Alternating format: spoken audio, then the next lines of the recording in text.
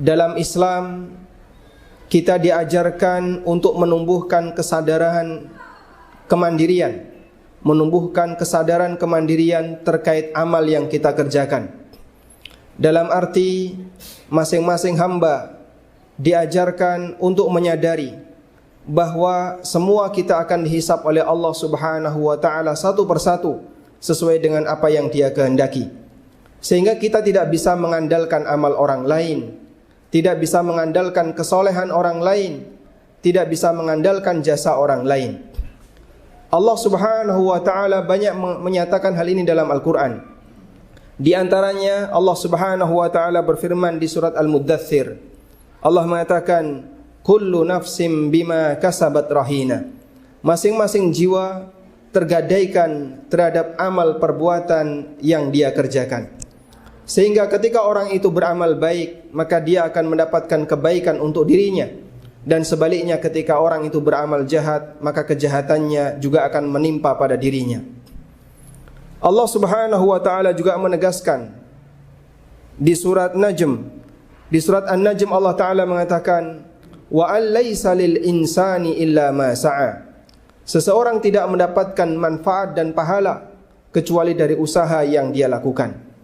Sehingga ini menunjukkan bahwasanya masing-masing manusia ketika bekerja dan dia mempertanggungjawabkan di akhirat, maka itu sesuai dengan tingkatan amalnya.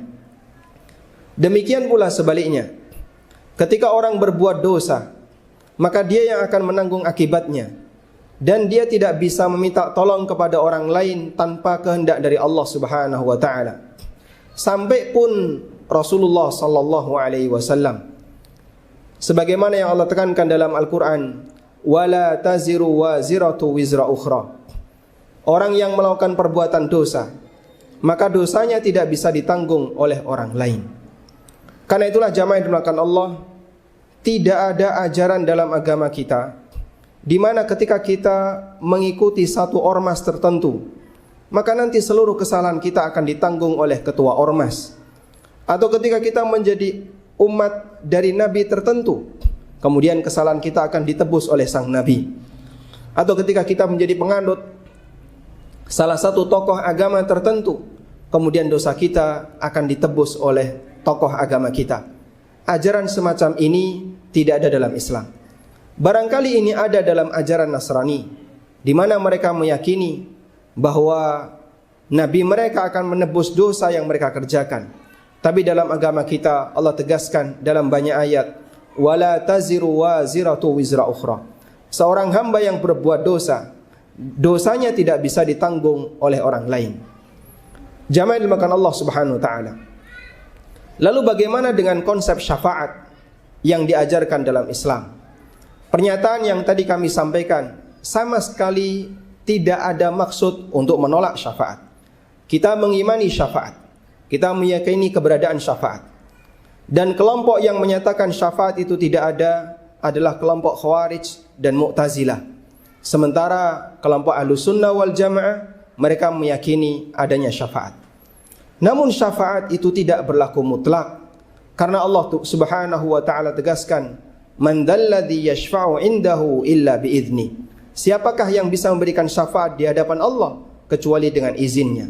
Sehingga syarat mutlak di mana syafaat itu bisa berlaku adalah ketika dia mendapatkan izin dari Allah Subhanahu wa taala.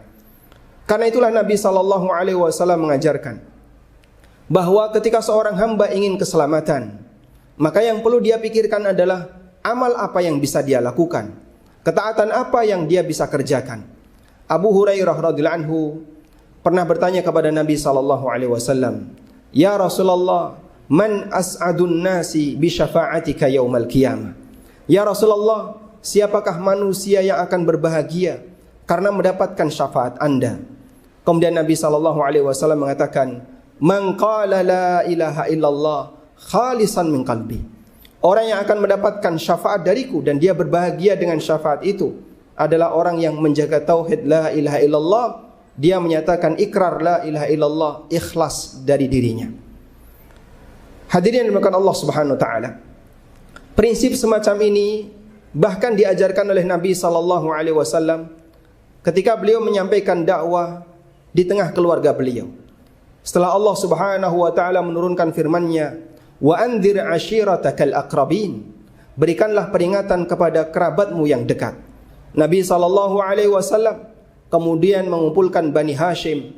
Di situ ada Abbas bin Abdul Muttalib, ada Safiyah bibi Nabi sallallahu alaihi wasallam, termasuk di antaranya adalah putri beliau Fatimah dan beberapa anggota keluarga beliau yang lainnya. Ada satu pernyataan yang disampaikan oleh Rasulullah sallallahu alaihi wasallam kepada Fatimah. Nabi sallallahu alaihi wasallam mengatakan, "Wa ya Fatimah binta Muhammadin." Wahai Fatimah binta Muhammad, "Sali mim mali ma syi'ti." Kau boleh minta hartaku sesuai dengan apa yang kau suka. Kau boleh minta kekayaanku sesuai dengan apa yang kau inginkan. La ughni anki minallahi syai'a. Tapi ingat, aku tidak bisa menolongmu di hadapan Allah sepeser pun. Siapa beliau? Fatimah radhiyallahu anha, putri kesayangan Nabi sallallahu alaihi wasallam.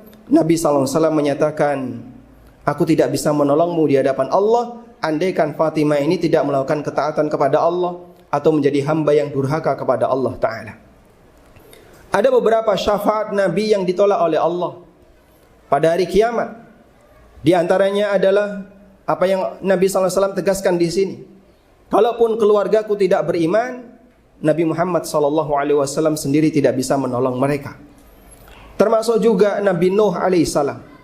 Ketika anaknya ditenggelamkan oleh Allah, Nabi Nuh mengatakan di hadapan Allah, "Ya Rabbi innahu min ahlik." Ya Allah, itu adalah anakku, selamatkan dia.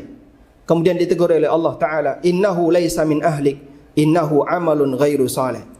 Jangan kau akui dia sebagai anak, itu bukan amal yang saleh, karena anaknya mati dalam kondisi kafir.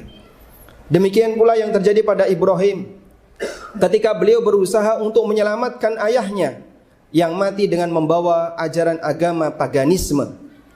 Ibrahim alaihissalatu wassalam ingin menyelamatkan ayahnya, namun Allah Subhanahu wa taala menolak, dan Ibrahim mengatakan sebagaimana dinyatakan dalam hadis riwayat Bukhari, "Ya Rabbi, innaka wa'adtani alla tukhzini yauma yub'atsun."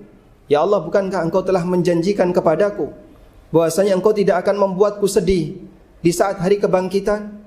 Wa ayyul akhza min abil ab'ad. Kesedihan mana lagi ketika aku dijauhkan dari bapakku. Kemudian Allah Subhanahu wa taala mengatakan, "Inni haramtul jannata 'alal kafirin." Aku haramkan surga untuk dimasuki oleh orang kafir. Sehingga beliau tidak bisa menyelamatkan ayahnya, sekalipun punya hubungan kedekatan yang luar biasa. Karena itulah jamaah dimuliakan Allah Ta'ala, kita boleh berharap syafaat, namun juga kita perlu perhatikan bahwasanya untuk bisa mendapatkan syafaat ada syaratnya. Dan selanjutnya kita perlu berjuang untuk memenuhi persyaratan itu. Jadilah hamba yang ahli tauhid, berusaha untuk mengamalkan syariat ini dengan benar. Insya Allah ini kunci yang utama agar Allah Subhanahu wa taala akan menyelamatkan kita di akhirat.